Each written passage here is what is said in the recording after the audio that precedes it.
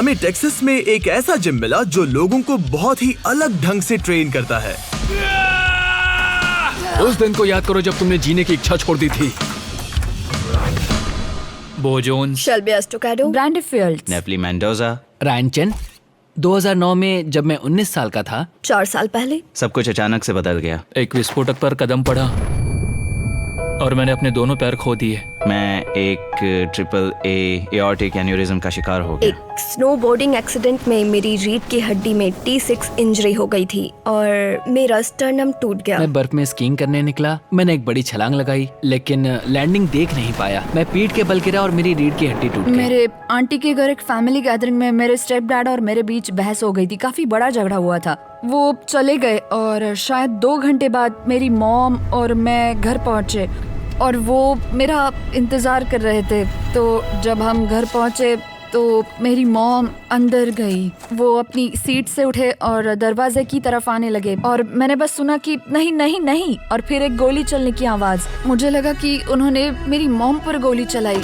जैसे ही मैंने दरवाजा खोला उन्होंने बिना किसी हिचकिचाहट के मुझ पर 3 बार गोली चलाई। गोली लगते ही मैं पैरालाइज हो गई और उसके बाद का मुझे कुछ याद नहीं। मैं सिर्फ उस विनाशकारी भावना की कल्पना कर सकता हूँ जब उन्हें एहसास हुआ होगा कि इसका उनकी जिंदगियों पर कितना बड़ा असर पड़ेगा। मैं जिस मानसिकता में था ये बहुत ही मुश्किल है। ये बहुत ही मुश्किल था। एक 20 साल के आर्मी सोल्जर होने से सीधे एक ऐसी स्थिति में होना जहाँ मैं खुद को खाना भी नहीं खिला सकता। मेरा माइंडसेट बहुत नेगेटिव था। मुझे नफरत हो गई थी अपनी हालत से, जैसा मैं दिखता था उससे। मैं रो रहा था और उस दर्द से जूझ रहा था जिसे उस दुर्घटना की वजह से मुझे झेलना पड़ा। मैं खुद से ये पूछ रहा था कि क्या मैं ये जिंदगी जीना चाहता हूँ? मतलब क्या अब ये जिंदगी जीने लायक बची है? मैं एक पैर ना होने के बावजूद जुजित्सु सीख रहा था। मैं आगे बढ़ना चाहता था, लेकिन फिर एक दिन ट्रेनिंग के दौरान मुझे अचानक बहुत दर्द हो रहा था। इतना ज्यादा कि मैं कार में बैठा और सुसाइड के बारे में सोचने लगा। इंजरी के बाद मैं लगभग 10 साल तक हर दिन सुबह जागता और सोचता कि आज वो दिन है जब मैं खुद की जान लूंगा। मुझे याद है जब आईसीयू में मेरी आँख खुली, उन्होंने बताया मेरा शरीर नीचे से पैरालाइज्ड है। लेकिन जब वो अपनी जिंदगी के सबसे मुश्किल मोड़ पर थे तब कुछ बहुत ही अमेजिंग हुआ। उन्होंने हार ना मानने का फैसला लिया, बल्कि उन्होंने खुद से कहा कि वो और ज्यादा जोश के साथ इन चुनौतियों का सामना करेंगे और जीतेंगे। मैंने तुरंत उनसे कहा कि मैं चलूंगी और 6 दिन बाद मैंने अपने दाहिने पैर के अंगूठे को हिलाना शुरू कर दिया। और मुझे याद है मैंने 11 जुलाई को अपना पहला कदम उठाया था।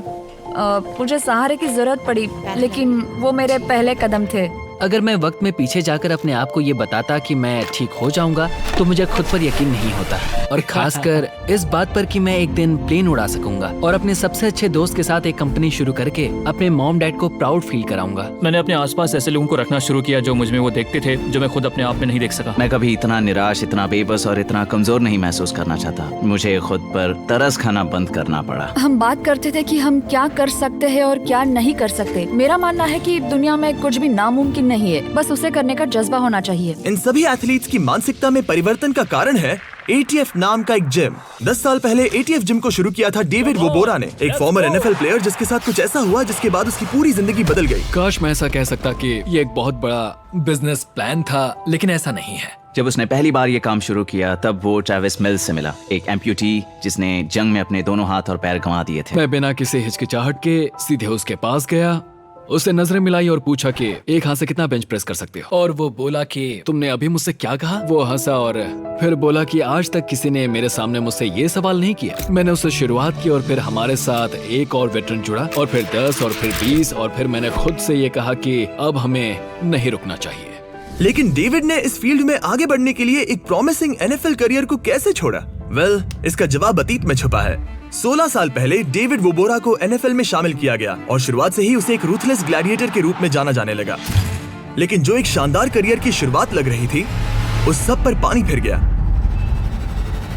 कंधे में भयानक इंजरी होने के बाद डेविड को अस्पताल में पेन किलर्स दिए गए जिनकी उसे लत लग गई और वो ओपियोइड क्राइसिस में अफेक्टेड 16 मिलियन लोगों में से एक बन गया। और रिहैब जाने और अपनी लत से छुटकारा पाने के बाद ही उसने प्रो फुटबॉल छोड़ने का फैसला लिया। मैंने अपनी जिंदगी में तरह तरह के ड्रग्स का इस्तेमाल किया है, लेकिन ऐसा कोई ड्रग नहीं है जो अमेरिकन प्रो फुटबॉल में खेलने के बराबर हो। टैकल करना और स्टेडियम का चिल्लाना, उससे बेहतर एहसास और कोई नहीं। लगता है जैसे मैं 7वें आसमान पर हूँ, जैसे पूरी दुनिया मेरी मुट्ठी में हो। ये अच्छा तो लगता था, लेकिन सिर्फ उस पल के लिए। और मुझे उस एहसास को वापस पाने के लिए फिर से वो करना पड़ता था। उसमें और जो मैं अभी यहाँ कर रहा हूँ उसमें फर्क ये है कि जब घंटी बजती है और मैं वहाँ मौजूद होता हूँ, जब कोई अपने मुकाम को हासिल कर लेता है, ये एक ऐसा एहसास है जहाँ मैं ये कह सकता हूँ कि अभी इस वक्त मैं यहाँ जहाँ हूँ इससे इम्पोर्टेंट और कुछ नहीं हो सकता। लेकिन फर्क ये है कि एहसास कभी जाता नहीं। इस जिम को लेकर मेरी सोच दरअसल ये नहीं थी कि हम दुनिया को अपने लिए बदलेंगे, बल्कि अपने आप को दुनिया के लिए बदलेंगे। अब ये तो साफ था कि हम डेव और एटीएफ के बारे में और ज्यादा जानने के लिए बहुत एक्साइटेड थे। तो मैंने डैन और डैरन को टेक्सास भेजा ताकि वो देख सके कि बीस फिलैंथ्रोपी इनकी मदद कैसे कर सकती है। एटीएफ शारीरिक या मानसिक इम्पेयरमेंट से पीड़ित लोगों के लिए एक फ्री जिम है और इस जगह की अनोखी बात है ये सिस्टम जिसका नाम है स्वेट एक्विटी। हम सब एक साथ पसीना बहाते हैं और वर्कआउट के थ्रू एक दूसरे से जुड़ते हैं। और इनका वर्कआउट कुछ ऐसा दिखता है। गो। चलो चलो चलो, पुश पुश, तुम कर सकते हो। Yes, come on, come on. हाँ बिल्कुल। एक जैसे अनुभव वाले लोग अपने साथियों की मदद करने में ज्यादा बेहतर होते हैं क्योंकि वो उनकी चुनौतियों को बेहतर ढंग से समझते हैं। इस शेयर्ड एक्सपीरियंस और अंडरस्टैंडिंग ने एथलीट्स की एक ऐसी कमाल की कम्युनिटी बनाई है जो हर एक व्यक्ति को अपना हाईएस्ट पोटेंशियल हासिल करने में मदद करती है। घंटी तब बजती है जब कोई अपने पर्सनल रिकॉर्ड को हासिल कर ले या फिर कुछ ऐसा कर दिखाए जो पहले उसे नामुमकिन लगता हो। वो घंटी हमारे लिए एक सेलिब्रेशन है। हर कोई अपना जिम रोक कर वहाँ आकर खुशी से चिल्लाता है। ये हम सब के लिए एक इम्पोर्टेंट लेसन है। हमारे अपने संघर्ष और अचीवमेंट्स दूसरों को वो हिम्मत दे सकते हैं जिनकी उन्हें सख्त जरूरत होती है। कभी कभी आपको एहसास होता है कि दूसरों की मदद करके आपको जो ब्रेक थ्रू मिला है उसकी आपको जरूरत थी। मुझे अडेप्टिव ट्रेनिंग फाउंडेशन में आने का मौका मिला और मेरी जिंदगी बदल गई। वर्कआउट पूरा करने के बाद ब्रांडी एक नया पर्सनल वेट लिफ्टिंग रिकॉर्ड तोड़ने की कोशिश में थी। मुझे खुद पर डाउट हुआ लेकिन मैंने अपना मन बना लिया था। ओ तुम बहुत करीब थे। आसपास हौसला देने वाले लोगों का होना और ये पता होना कि मैं अकेली नहीं हूँ। बहुत बढ़िया। मैंने खुद से कहा कि मैं इस वजन को उठाकर ही दम लूंगी। कम ऑन, तुम कर सकती हो। Come on, come on, come on, let's go, let's go. Come on, तुम कर सकती हो। शाबाश, बहुत अच्छे। शाबाश ब्रांडी, तुमने इनमें से हर एक इंसान ने खुद से यही कहा कि वो हार नहीं मानेंगे, उम्मीद नहीं खोएंगे, बल्कि उठ खड़े होंगे और इन नई परिस्थितियों का डट के मुकाबला करेंगे। मैंने कर दिखाया और ये एहसास कमाल का था। मैंने कभी सोचा भी नहीं था कि मैं ऐसा कुछ कर पाऊंगी। मतलब 100 किलो उठाना कुछ भी नामुमकिन नहीं।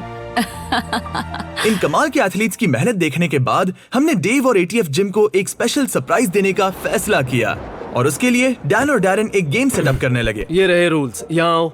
जितनी बार तुम मेरे हाथों में सही से फेंकोगे, हाँ, तो मैं तुम्हें $50,000 दूंगा। $50,000 अगर तुम पकड़ पाए तो। अगर तुम चूके तो तुम मुझे $1,000 दोगे। और मुझे कितना पीछे जाना होगा? जहां से भी तुम फेंकना चाहो। 50,000। -1,000। क्या किया तुमने? आखिरी थ्रो के लिए डेविड ने ये जिम्मा डैन पर सौंपा, मगर डैरन ने इसमें एक ट्विस्ट जोड़ दिया। अगर डैन चूका तो तुम्हें कुछ नहीं मिलेगा। क्या डैन ये प्रेशर संभाल पाएगा? अब सब उसके कंधों पर है। इससे पहले कि हम ये जाने कि डेव एटीएफ के लिए $2.5 लाख जीत पाता है या नहीं, मैं शाउट आउट देना चाहता हूँ हमारे पार्टनर स्टैंड टुगेदर को। स्टैंड टुगेदर कुछ समय से इस प्रोग्राम को सपोर्ट कर रहे हैं और जब उन्हें पता चला कि हम एटीएफ के साथ काम करना चाहते हैं, उन्होंने हमें एक बहुत ही जेनरस डोनेशन दिया। 20 फिलैंथ्रोपी की तरह स्टैंड टुगेदर का भी यही मानना है कि जब हम खुद पर विश्वास करते हैं तो हमारे लिए कुछ भी नामुमकिन नहीं होता। और डेव ने हमें दिखाया कि जब हम दूसरों को दिखाते हैं कि हमें भी उन पर विश्वास है तो इसका उन पर बहुत ही अच्छा प्रभाव पड़ता है। चलिए वीडियो जारी रखते हैं।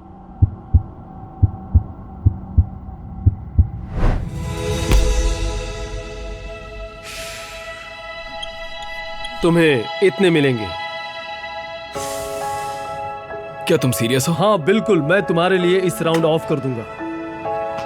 Love you brother. तुम दोनों का बहुत बहुत शुक्रिया। एक कहावत है कि कैरेक्टर स्टील की तरह होता है और उसे आग में तपाकर तैयार किया जाता है। यहाँ पर हमने कई ऐसे लोगों से बात की जिनका कहना था कि वो वक्त में पीछे जाकर अपने साथ हुए हादसे को होने से नहीं रोकेंगे, और ये एक बहुत बड़ी बात है। ये मेरे कानों पर पड़ी सबसे इंस्पायरिंग बातों में से एक है, और मैंने जितनी बार ये सुना उतनी बार मेरे रोंगटे खड़े हो गए। दुनिया में जो भी होता है उसके पीछे एक वजह होती है। अगर मैंने उस बम पर पैर नहीं रखा होता तो मैं ये कभी नहीं जान पाता कि मैं किस मिट्टी का बना हूँ, और ये भी नहीं कि मैं इस दुनिया पर एक पॉजिटिव इन्फ्लुएंस कैसे बना सकता हूँ। अपनी इंजरी से उबरने और आज मैं जहाँ खड़ा हूँ और दुनिया को देखने का जो नजरिया रखता हूँ, उसके बाद मुझे लगता है कि मैं पहले से कहीं ज्यादा स्ट्रॉन्ग हूँ। इन ट्रॉमास के बाद ही उन्हें जीवन की सबसे बड़ी चुनौतियों का सामना करने और कभी हार न मानने की अपनी अंदरूनी शक्ति का पता चला। ये हम सब के लिए एक सीख है। हमें इन लोगों से चुनौतियों का सामना करने और कभी न हार मानने की हिम्मत लेनी चाहिए। हार मत मानिए और आप खुद ही अपनी अंदरूनी शक्ति को देखकर हैरान हो जाएंगे। डेव $20 मिलियन का एक ऐसा सेंटर खोलना चाहता है जहां वो ऐसे और एथलीट्स को ट्रेन कर सके और उनकी मदद कर सके, और साथ ही वो चाहता है कि वो ऐसे और एडेप्टिव एथलीट्स कोचेस तैयार करे जो इस प्रोग्राम को अपनी कम्युनिटीज तक ले जाए। इस सोच को हकीकत में बदलने के लिए डोनेट बटन दबाएं और डिस्क्रिप्शन में दिए गए लिंक पर क्लिक करें।